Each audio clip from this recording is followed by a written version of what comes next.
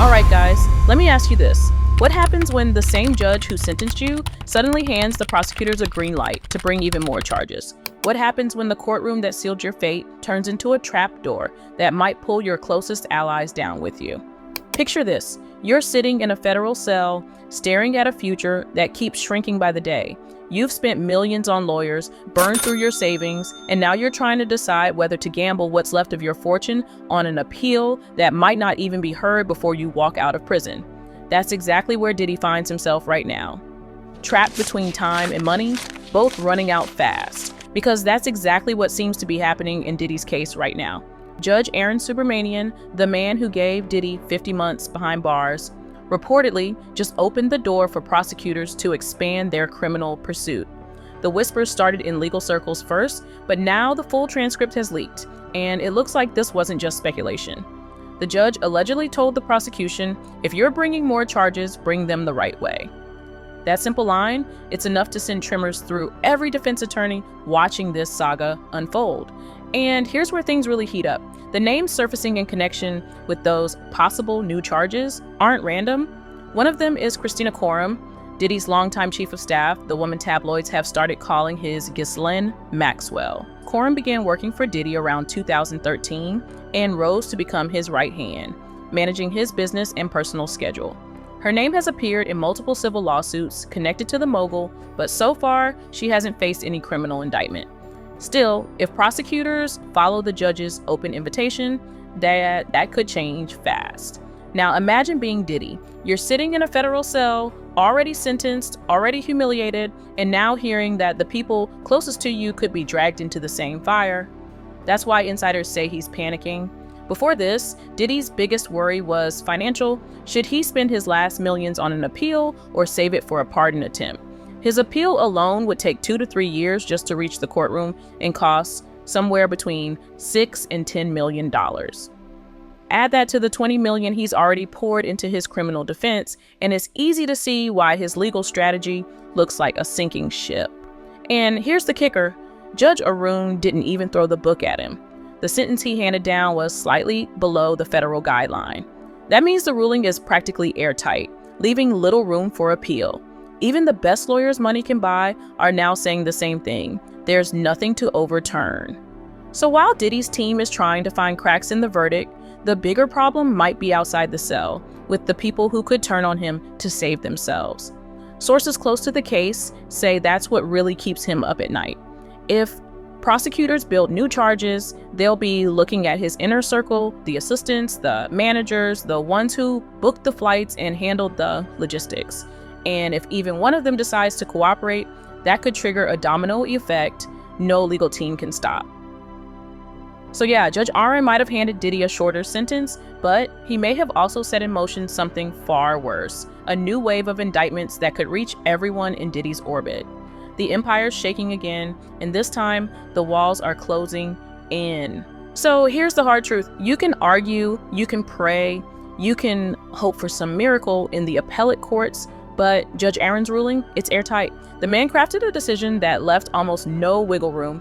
Every paragraph of that sentencing memorandum reads like he wanted to make sure Diddy could never say, this was unfair. And that's exactly what's killing Diddy right now. He's trapped in a system that finally figured out how to lock every door around him. And when you've got no doors left to open, what do you start losing next? Money. Diddy's finances, once legendary, are reportedly shrinking fast. Court documents and entertainment insiders have been hinting for months that his cash flow has practically dried up. Sure, he still owns the fancy cars and those iconic mansions, one in Miami and another in Los Angeles, but here's the problem.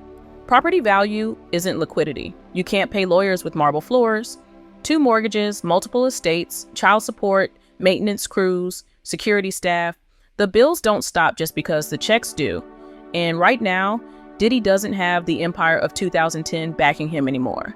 Remember when his brand revolved around luxury? The jets, the parties, the aura of being untouchable. Those jets are reportedly grounded or being rented out privately to whoever can afford them. That alone shows how deep the cash crunch might be. One insider told Rolling Stone that Diddy's liquidity problem is so severe he had to pull equity out of one of his homes just to pay ongoing legal bills. Think about that. A man who once bragged about being worth nearly $1 billion, now refinancing his own house to stay afloat. And that's just the financial bleeding we can see. What's scarier are the whispers about hush payments, the quiet money allegedly being used to keep potential witnesses silent.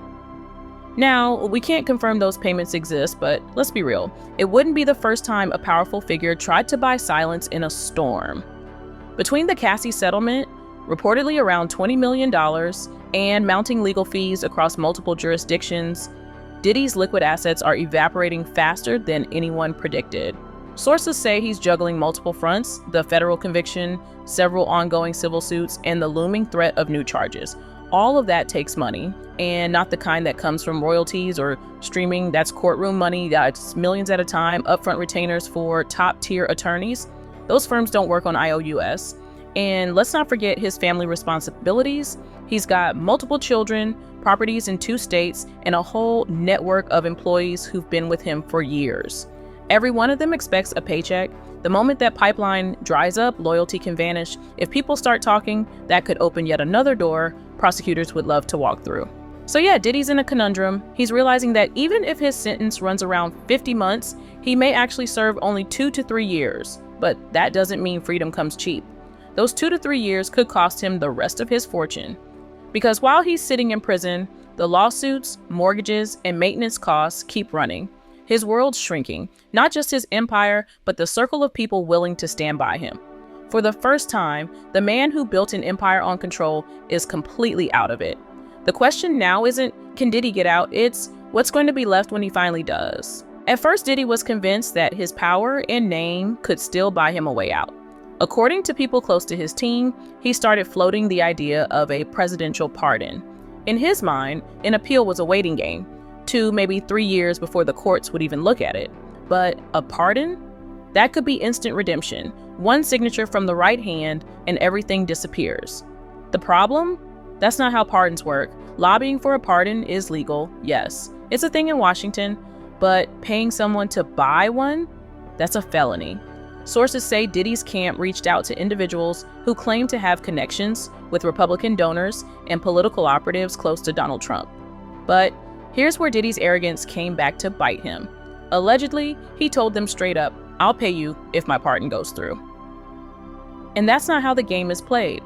Lobbyists don't sell pardons. They pitch your case, build support, and hope the president sees your story as sympathetic or politically convenient. But they can't promise a thing. As one source reportedly told him, you don't have enough money to buy a pardon. Nations can't even buy one. The irony here is wild. A man who once bragged about being too big to fail, suddenly hearing that even his $20 million check doesn't move the White House. And here's where things spiraled even further.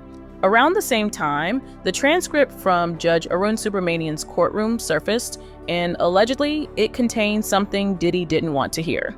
The judge reportedly named Kristina Khorram and 2 other individuals not just as co-defendants, but as potentially criminally liable parties. Whether that phrasing was literal or paraphrased through legal chatter, the effect was immediate. It made Diddy realize something terrifying. If he chased a pardon now, he could be painting a target on the very people who once protected him. Because let's be real, if the government sees you lobbying for mercy while your inner circle faces investigation, it looks bad, it looks desperate, and prosecutors love desperation. It makes people slip. So now, instead of campaigning for himself, Diddy might be watching his every move, trying not to drag others down with him. But now, the tone's different. The transcript leaks changed everything. The people once called his co-defendants or co-conspirators in Judge Arun's alleged wording are reportedly nervous. And when your team gets nervous, they start talking. That's the nightmare scenario Diddy's trying to avoid. So he's stuck in a lose-lose situation. If he pushes for a pardon, it draws heat on everyone connected to him. If he files an appeal, it might not even be heard until the very month he's scheduled to walk free.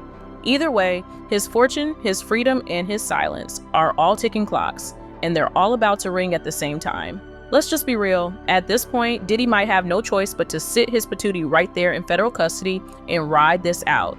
You can almost feel his frustration through the bars. This is a man used to private chefs, gold-plated cutlery, and midnight studio sessions, not the mystery meat sandwiches of the Metropolitan Detention Center in Brooklyn. Word is, the MDC's Christmas menu isn't exactly five-star dining. One insider joked it's as bad as the infamous tofu turkey sandwiches. And if you've ever had one of those, you know it's a punishment all its own. But Diddy's current problem goes far beyond cafeteria food.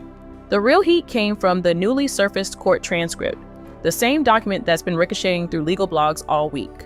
When Judge Arun Subramanian read his findings into the record, he reportedly stated, "The court finds, by a preponderance of the evidence, that the offense also involved Mr. Combs and at least 3 other criminally responsible participants, Kristina Khorram, Garen James, and Bridget Collins." Let that sink in. The judge didn't just mention them as background figures. He explicitly connected their names to the conduct described in the case, whether that translates into future charges or not. This was the first time a federal judge publicly listed them as criminally responsible participants. That phrase alone is enough to make every defense lawyer in New York sit up straight. Now, for those wondering who these people are, here's what's circulating.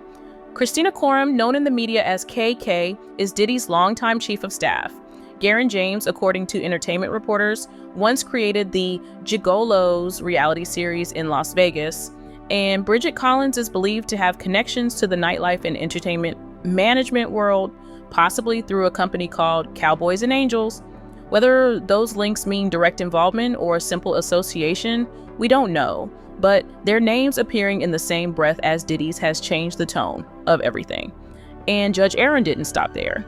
He added that the operation used the services of numerous outsiders peculiar and necessary to this offense, even referencing Diddy's former head of security, Fahim Muhammad, along with various assistants.